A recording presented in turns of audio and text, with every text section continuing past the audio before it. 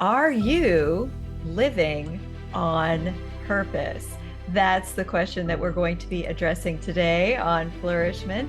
I'm your host, Tina Yeager. Flourish-Meant is sponsored by Access More. Today, I have an amazing guest with me. Her name is Beth Townsend. She's a coach, a speaker, an award-winning TV host, and an author. She is changing the world one story at a time by helping others understand their potential and live powerfully on purpose every day. Life on Purpose TV show won 23 awards in 2020 and 2021. That is incredible. She was best host, it was best show, and she was best director and most inspirational. So we are really honored to have you on the show today, Beth. Thanks for coming on Flourishment. Oh, thank you so much for having me. I love it. It's great to be with you. In this second portion of our conversation with the amazing Beth Townsend, purpose coach, we are going to delve into some of the specifics of what a person would do if they're feeling lost to get back in a sense of having purpose, or start having a sense of having purpose if they've never had it before. So, Beth, for that person who feels completely lost, they don't know where they're supposed to go next, how do they take the first step toward making their life one that is lived on purpose? The first thing is to ask God. So, of all the people that I've interviewed, politicians, athletes, some very well known people, some not so much, they all come back to the same thing. If you want to know, ask God. So that's where you start. You sit down, you're in the quiet of your wherever your space is, and you say, Lord, I'm lost. And you're honest and you're authentic. I have no idea what my life is supposed to be. I have no idea what to do next. Be honest. I don't like my job. I don't like where I'm at in my life. I don't feel like I'm being productive. Get it all out. I like to say you pull weeds to plant seeds. You got to get the stuff out, and you've got to put it with the person who could do something with that. Because he says, I will renew your mind. I will make all things new, all things new.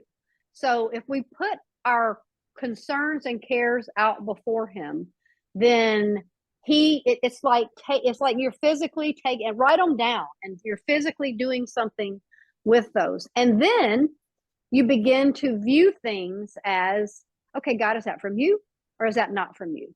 Is that from you? Is that not from you? And then there's the scripture also that it's from Colossians, and it says, whatever you do, do it as unto the Lord. So if you're going to say yes to something, you have to ask yourself, if Jesus is sitting right here with me, because he is, would I give it that commitment to excellence? Because we're not called to mediocrity. So if you can't give it that kind of commitment, then it's a not for you. And a big purpose principle is to know you're not. You know what not to do, and you know who you're not. And part of that is by saying, if I'm going to do this, if I'm going to say yes to this, if I'm going to do this as for the Lord, then that's a yes for you. But if you can't give it that kind of commitment, it's a no for you. And so giving it commitment is different than having the ability already to do it when God asks you, isn't it? It is. It is. So, abilities and skills, God gives us spiritual gifts, and he gives us fruit of the spirit. But let's just take patience, for instance. That's a big one. Everybody's like, I want to be, patient, patient, patient. Well, patient is developed over time. You choose to put yourself in situation that requires patience, and you choose to be patient. Christ is in you. We all have an equal amount of Christ in us, but we have to choose to respond with that part of us, because we also have flesh. So if I'm sitting in traffic, I can easily get angry and crazy and road rageous myself if I don't take time to say, okay, Beth, there's nothing you can do about the traffic.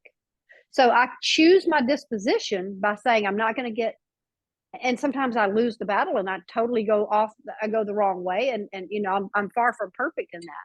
But we have to choose we react or we respond. And on purpose simply means, Lord, help me to respond in all I do today in a way that honors you. Because when you're not honoring God. If you're flipping out everybody, if you're going crazy on the road and you're screaming at people, I've done it. I mean, I can say it because I've done it. That's there's nothing good going to come out of that. But if I can take myself and say, okay, Lord, forgive me. I'm stuck in traffic. I should have left earlier. We choose to respond. And through that, we teach ourselves that skill of patience. We have to develop it. We have to learn it, and we have to choose to do it. The work. We got to do the work.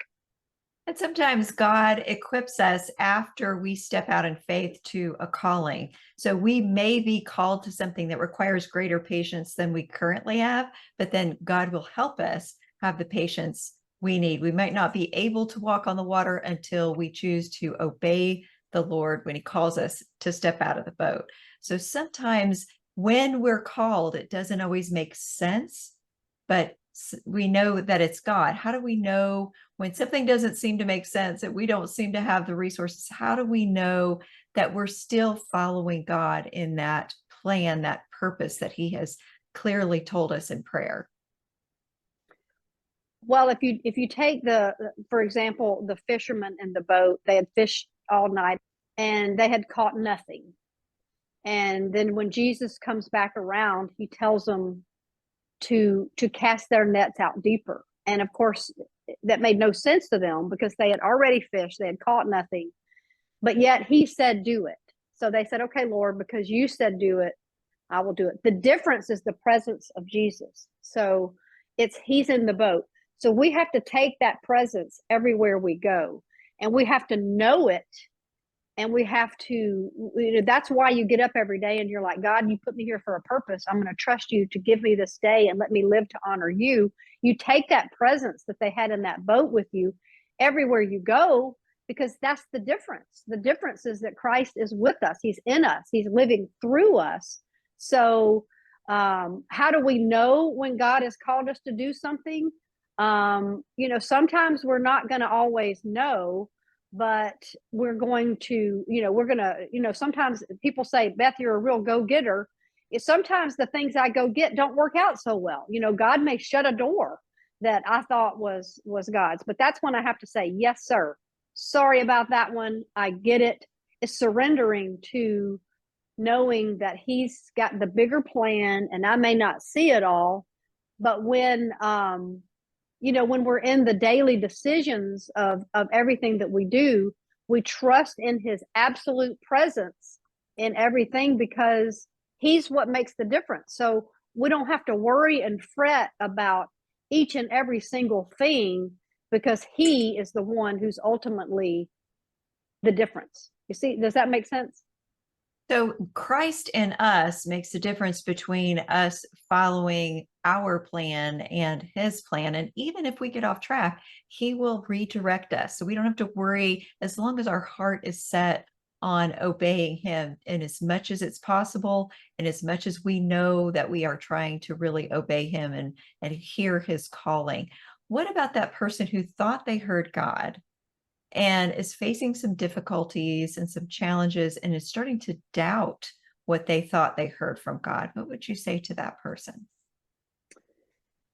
Well, when I decided that God had told me to write a book, I was absolutely certain that meant next week, right? We think, yeah, God called me to do it. I thought that meant that was going to be a quick thing. So it was probably 15 years by the time God called me to write a book that the book actually was published. And let me just tell you, I tripped over myself. I hit brick walls. I begged. I pleaded. I was like, I went to book conferences. I talked to editors. I talked to publishers. I did all the things. And so I was that person. And I'm like, what is wrong with me and God? Because I know he called me to write this book.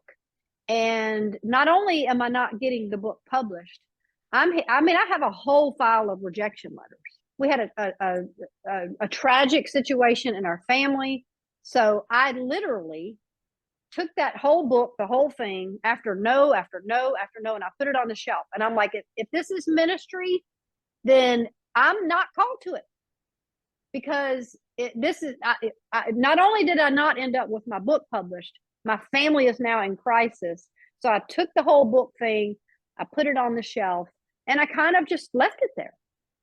And so, and this book was based in interviews. So there was a time stamp on each interview, because the people that I'd interviewed, new things had happened in their life. So with each year that went by, year, not week, not month, year, I kept thinking, well, these are getting further and further from relevance, because, how do you go back and update an interview? One day I was completely something different that I was in a conference for, and I went to lunch with a group of people, and in that setting, I sat next to a guy, and it was a publishing company. It was a ministry. Part of their ministry was a publishing company. So I sit next to this guy who is an editor and a publisher, and we're completely different personalities, right? He's dry, he's stoic, he's smart, and he's all those things, and I'm bubbly. And so I said, in my mind, I thought, well, I got nothing to lose. I'm just going to tell him what I thought I was going to do and see what he has to say to me.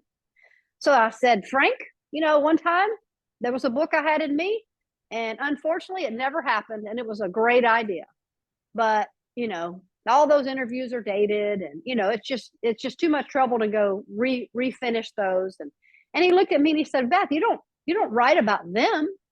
You write about what you learned from them. The interviews are not about them at all. They're about how they touched your story. And he went on to say, we will publish your book. I will walk with you through the process. And they did publish the book. So what happens is God gives us a dream, a vision. But what changes is what's on the inside of us until he says your message is right. So from the time I said I was going to write a book to the time the book was published, it was a completely different book, and I was a completely different story, because God changed who I was, and as a result, he changed the message altogether. So purpose is not an instant issue. It is something that we live ongoing, right? It's a process. And we live in such a soundbite society, and you look at all the Bible, the greats in the Bible, and many of them never even saw their ministries come to pass, and Abraham and Joseph, and it took them 10, 20 years. Joseph saw himself become king in his dream and his vision. And after that, he got sold into slavery. He got accused by Potiphar's wife for something that he didn't do. But all the while, God was working on Joseph, and Joseph ended up becoming king.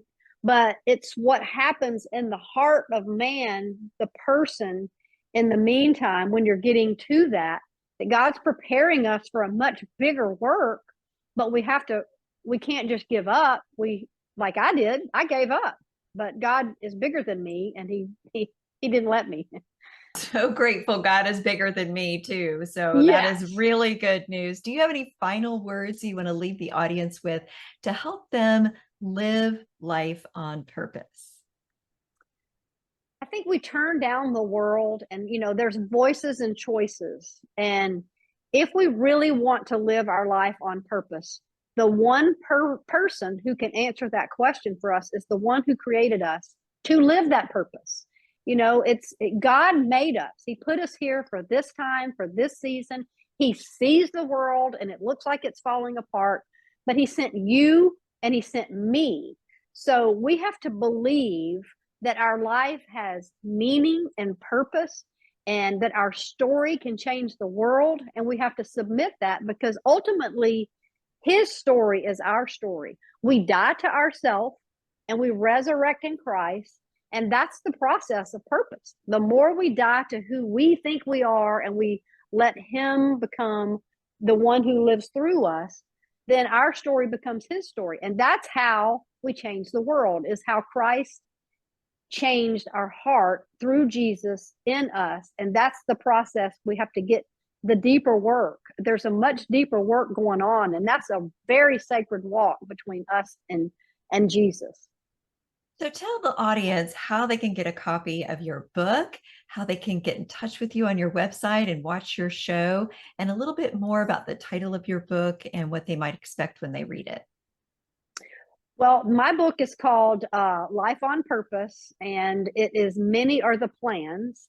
And I talk in my book about my story, and I have purpose principles that I've learned from people that I've interviewed. So it's kind of both. It's my story and how those people changed my life, the people that I interviewed in each chapter. So there are very purpose principles that can be very personally applied to your life. And so, and in each, at the end of each chapter is a study guide. So it's introspection as well. And that is on Amazon. It is at Barnes and Noble. It is also at bethtownsend.com. The TV show is on PureFlix. It's on several other networks, but it can also be found on bethtownsend.com. Most of it is all right there. Thank you so much, Beth. I hope that all of you listening feel more motivated to live your lives on purpose. And of course, I also hope that you come back for the next episode of Flourish-Meant. Flourish-Meant is part of the Spark Media Network and can be found on the Edify app.